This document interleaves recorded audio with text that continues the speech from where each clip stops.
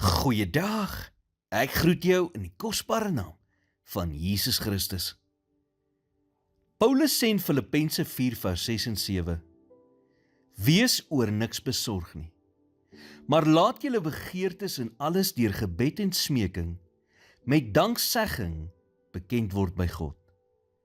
En die vrede van God, wat alle verstand te bowe gaan, sal julle harte en julle sinne bewaar in Christus Jesus.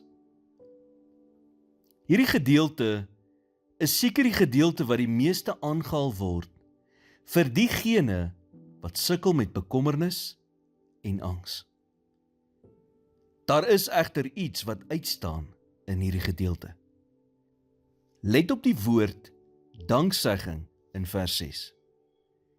Paulus sê dat danksegging deel moet wees van ons gebedslewe. Dit laat 'n mens dink oor gebed en spesifiek oor hoe ons gewoonlik bid wanneer 'n mens bekommerd en angstig is. As 'n mens danksegging uit gebed uithaal, klink ons gebede eintlik baie soos angs. Dan klink dit iets soos, Here, moet asseblief nie dat dit of dat gebeur nie. Of Here, laat asseblief hierdie of daardie saak in 'n spesifieke rigting gaan. Dankbaarheid aan die ander kant klink iets soos, Here, dankie dat U my al soveel keer deur moeilike tye gehelp het. Dankie dat ek kan weet dat U my hierdeur ook sal dra. Dankie dat U weë altyd beter is, selfs al kan ek dit nie nou sien nie. Kan jy sien watter groot verskil dankbaarheid maak in selfs ons gebede?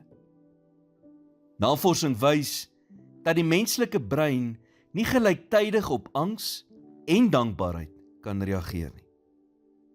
Dit is of die een of die ander een. So sonder dankbaarheid skiet 'n mens se angs die hoogtes in.